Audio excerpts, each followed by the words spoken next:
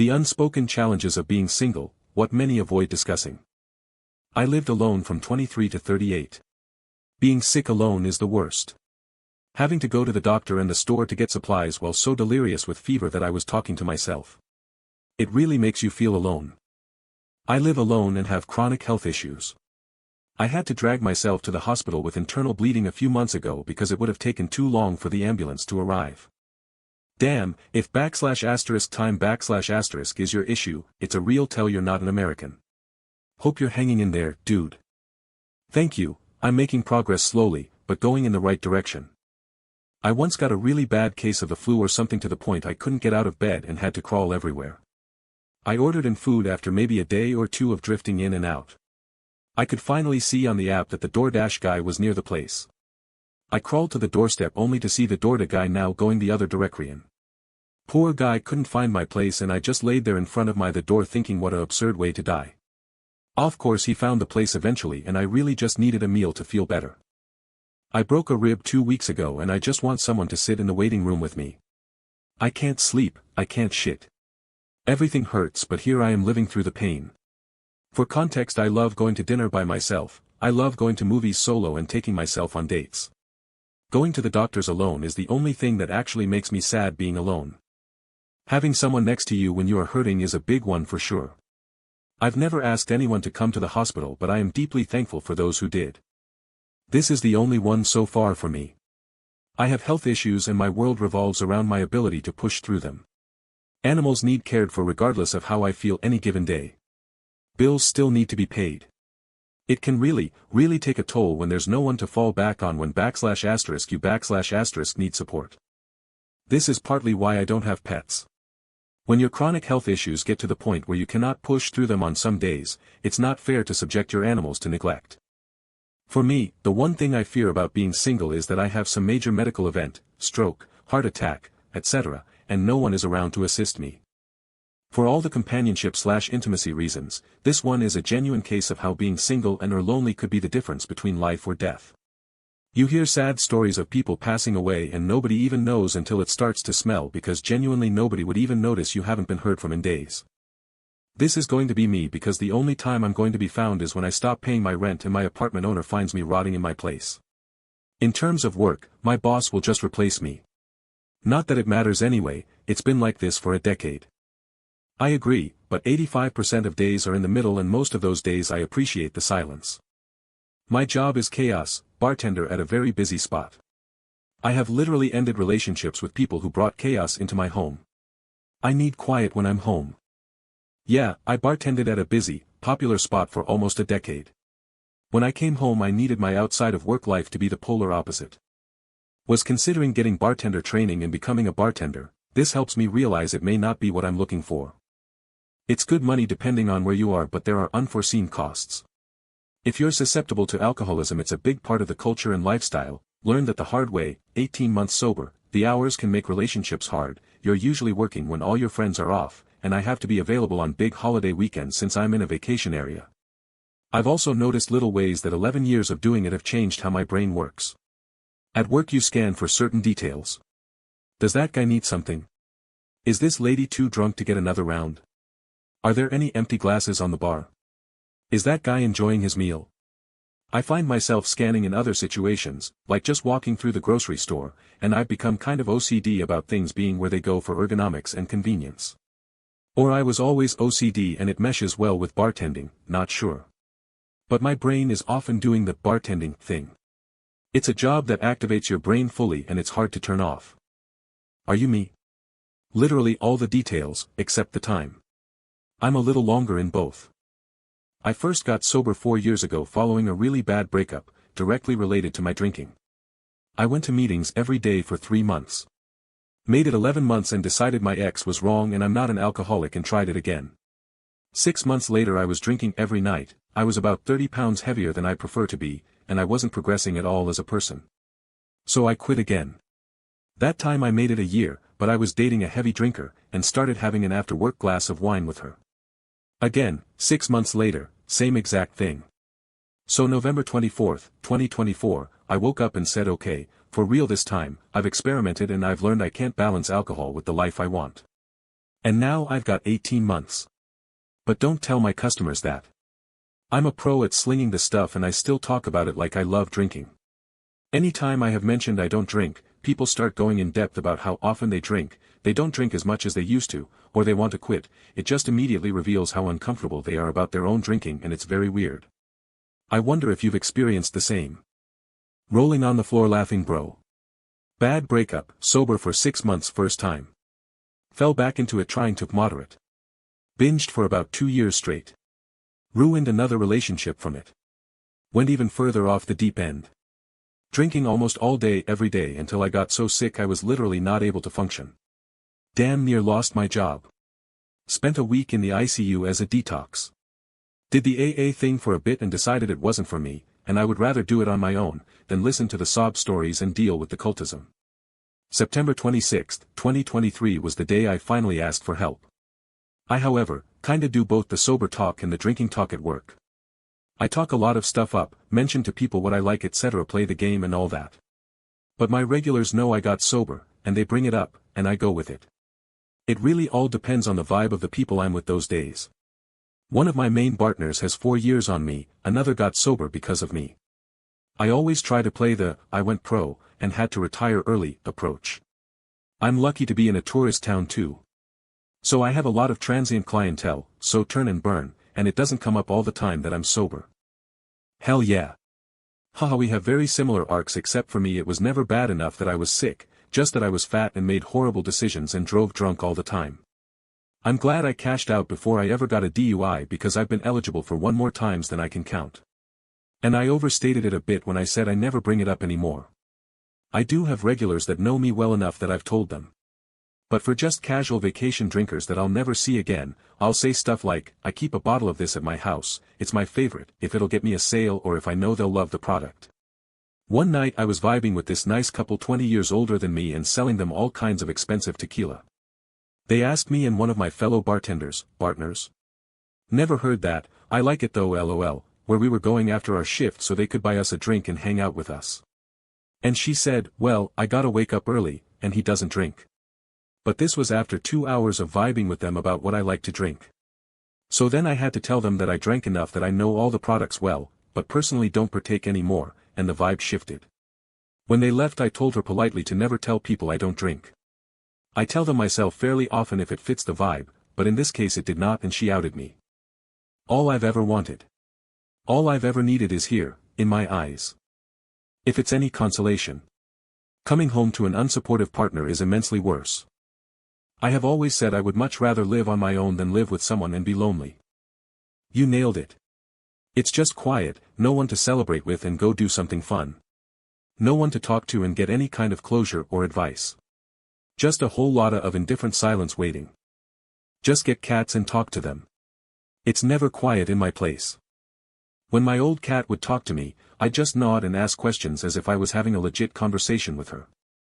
She got her attention and I got amusement out of it. What's that, baby? Really? Oh my gosh. Then what did you do? Wow. What did the police say? You're so brave. I always pretend mine is explaining some profound philosophical epiphany or complex scientific theory I'm just too dumb to really understand. Not every day, but can I trade you for a day every month? When I arrive home there is at least one person screaming top of their lungs because their sibling is breathing too loud, or too soft, or touched something, or didn't. I just want the silence, just for a little bit. Yeah, it's balance and a bit of, grass is always greener. I've had complete loneliness and I've had a nuclear family household with little kids. You always want the other one you are not in. Bruh, my daughter got mad at my son because he walked too close to her, didn't touch her, this morning. It's the 4th day of summer break and I WFH 3 days a week. I'm ready for them to go back to school already. As time marches on, your friends move away. It gets harder to make new friends, and one day you find yourself on Ask Reddit answering questions as a proxy for connection. A handful of people will read it. Someone might upvote it or downvote it. And you'll realize you don't actually want to do that anymore, and that without any deep connections that life isn't all that worth living. So, you think about making changes, but the inertia keeps you still, or you get diminishing returns, and you get discouraged as you continue to age and the atmosphere continues to leak out of the room. Or, I don't know, you get a cat as a simulacrum of a life support system and hope something kills you before that cat's lifespan is up. Or, you decide that it would be too cruel to the cat, so you skip all that. I was in this exact same place about 8 years ago. And was in that place till I was 29. All my friends had moved on with their lives, had kids, and relationships. Coming home after a hard day to an empty room with a meal for one was killing me. Coming home after a great day was also hard because my joy ended once I sat down alone in my chair. I had a cat, and he kept me going, always my bestest buddy. He's still alive at 13, and still my best buddy. I was in this hole when I decided I needed to try and get out there. I was afraid of rejection, I was afraid of talking to women in general. I was a mess. I would go so far as to avoid a checkout line if a woman was working that line. I forced myself to make friends that were girls, I wanted to learn to be comfortable with women.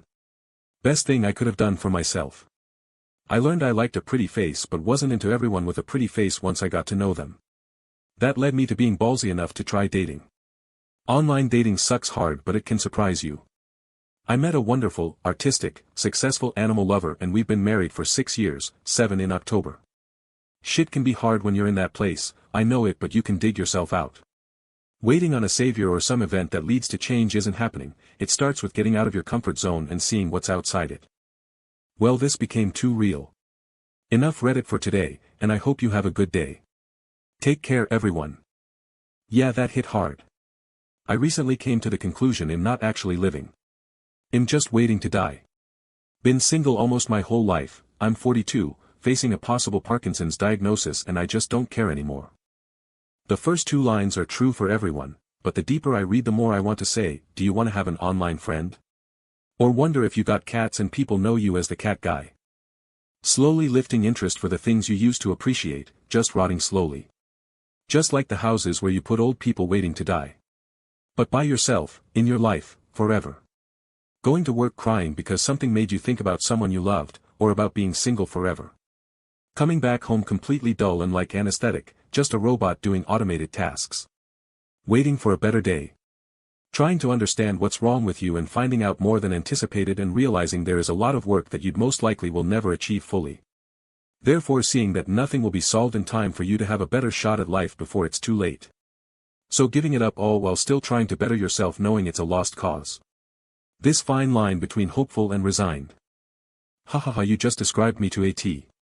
You either get sad about it or let the mania take over.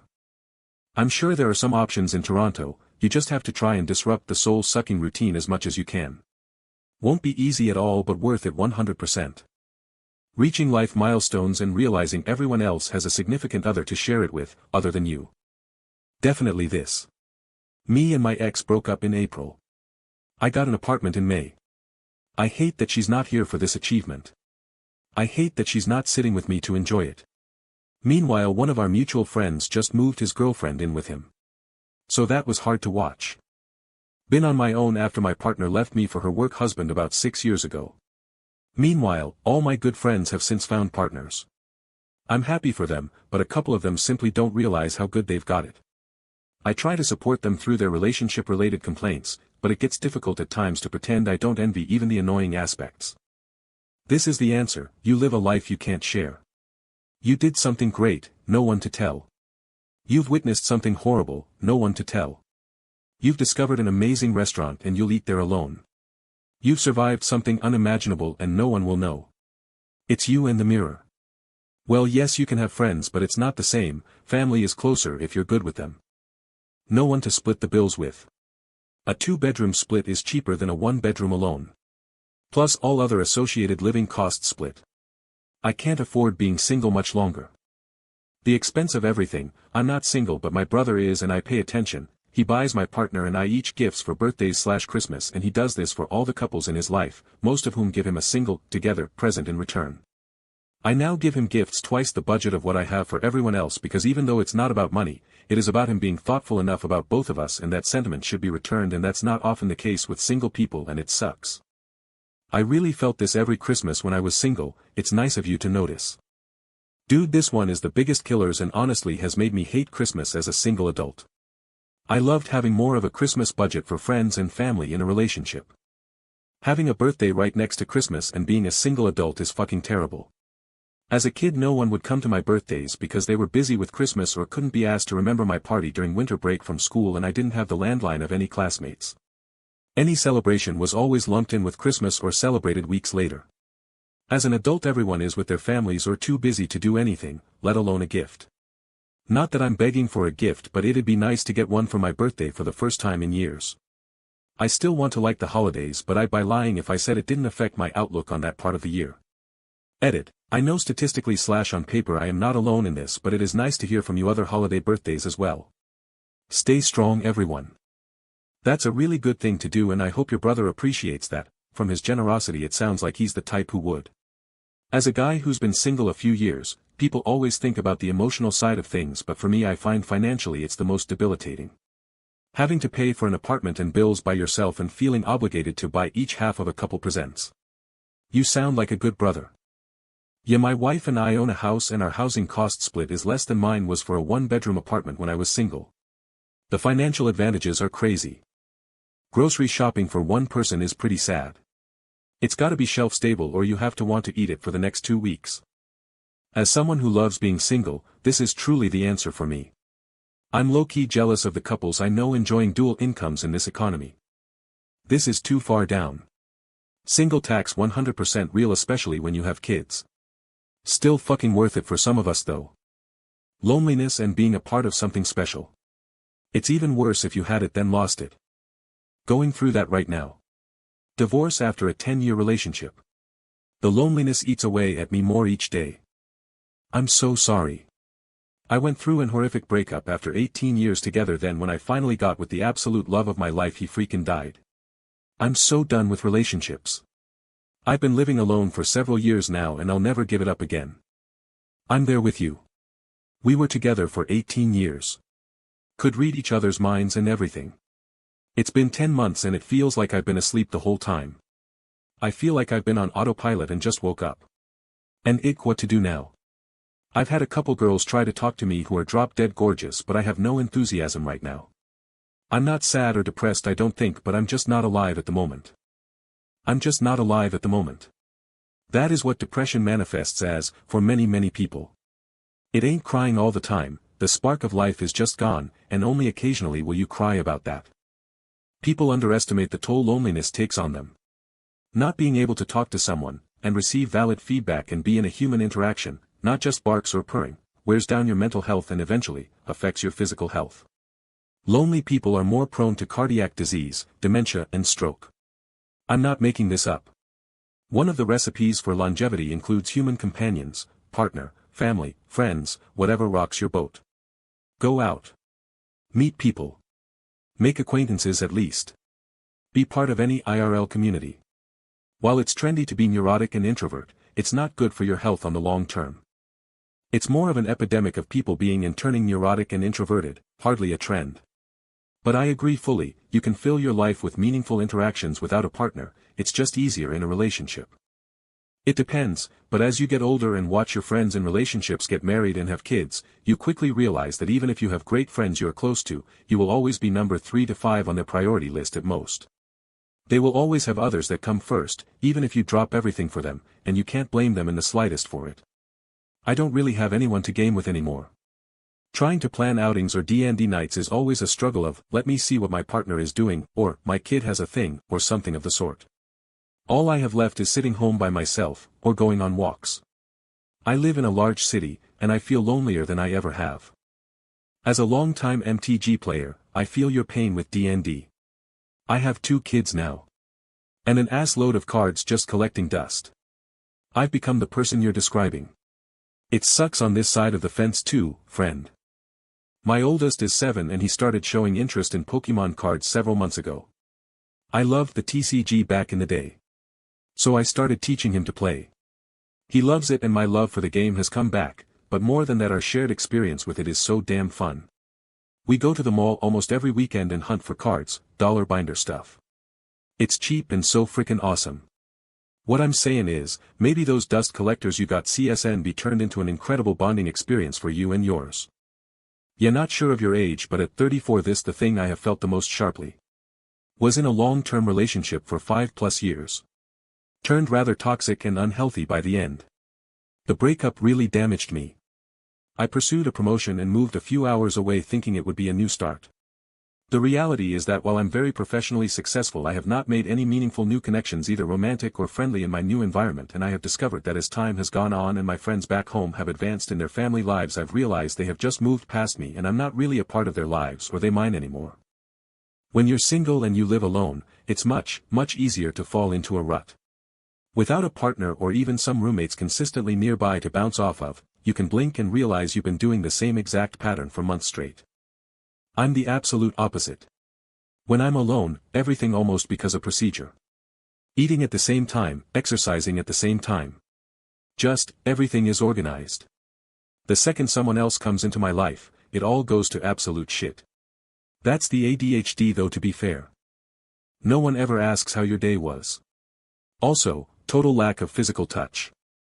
When enough time has passed, you forget what it feels like, man shrugging. The lack of physical touch is the hardest part for me. Talking to someone isn't enough, I need to feel them. I want to brush against their arm, or reach out for their hand. Someone please play with my hair, already pleading face. The brutal financial penalty of solo living. Grocery stores package everything for families of 4, so you're basically trapped in a never-ending race against time to consume a massive loaf of bread before it molds. Same with pizza. Go to Domino's, $6.99 each for 2+ medium pizzas. Wayne 1 pizza. You'll pay probably $15 for it. See also, cell phone plans. Domino's has a $7.99 takeout deal for a large one-topping RN. Not bad for a single person for a meal and some leftovers. Just freeze your bread and microwave as you need. Comes out basically fresh. If your toaster is gentle enough, I get better results with that than the microwave. Or thaw it overnight. I've found once I've frozen a loaf of bread, it takes much longer to mold than if I just bring it home and leave it on the counter. Exactly this. I was going to say, no one to touch. It sucks for someone whose primary love language is physical touch. A quick plug for others like me who love physical touch and are single, starting jiu-jitsu completely changed the game for me. The sport requires you to touch each other, and because you've already broken that barrier, it's pretty normal to do friendly back pats or bro hugs with the rest of the gang after class. I miss proper cuddling sometimes, but feel way less touch-starved than I did when I started. I'm sure other touch-based activities, ballroom dancing, maybe, could also help scratch the itch. Stay affectionate out there, y'all. It's a tough world. Plus the added stress of hoping your next date won't misinterpret what you mean when you tell her what your love language is. A lot of people now consider it a red flag when men say theirs is physical touch, thanks to bad actors who just wanted sex. How do you properly tell a stranger, hey, so I have some traits and needs that might alarm you, but I promise I'm not one of the bad ones, without sounding exactly like one of the bad ones? Why would you need to tell them that? Most people like physical touch, especially from their partner. Cooking. I can follow a recipe and have enough technique to cook just about anything I want, but find it incredibly boring to do on my own. This is a big one for me. Loudly crying face. I find myself accidentally skipping meals because I just really don't feel like cooking, but don't want another bland frozen dinner at the same time. With others around, I absolutely love to cook. It just doesn't feel worth it to cook for myself. I love cooking, but spending money on good ingredients, hours on the perfect item, and building the perfect flavor profile just doesn't matter when you have no one to share it with. I care about the way cooking brings people together, and I have no one to share it with. On my own I just eat crap that I can throw together in seconds because I just don't care enough. God, it's so real. I choked on cereal once, of all things. I managed to cough it up, but I definitely saw my life flash before my eyes as I realized I was fucked if I didn't save myself. I had fucking NyQuil go down my windpipe once. I had just opened my front door, intending to at least stumble out on the front yard where someone might find me, right as I finally started to catch my breath. Not having someone to decompress with, I missed the closeness and being valued. Also the cuddles. The constant thought of, who the fuck would want to be with someone like me? I think just not having companionship, someone to spend the evenings and weekends with. Loneliness is a powerful feeling that can completely engulf you. The thoughts while you're laying in bed before going to sleep. And this is why I have various YouTube playlists for sleep. Not ones designed for sleep or anything, just normal stuff. Audiobooks, documentaries, multiple videos stitched together, etc. Having that sound going, at least for me, helps. I hate that. It feels like almost everyone I've ever been attracted to has been either a lesbian, in a relationship or not looking. Or that's what they told me anyway. And regardless, it's a no, so whatever, ain't no reason pushing back on it. Not having someone, in my corner, if that makes sense. A default person to go to when you want company or someone to lean on. Most of my close friends are in relationships and I personally don't think I'm in the position to be in one, but it does suck when you have a bad day or need someone to talk to and you feel like you don't have a person to go to. This is the most difficult part of it. Not having your plus one. So whenever you see something cool like a monster truck rally or a bizarre musical, or Riverdance, or a street fair or festival, you don't have your person. You have to ping around and ask around and see who can make it or who's busy or deal with maybe and flaking. It's just constant juggling and seeing who can make it or not. There's no stability in your personal relationships.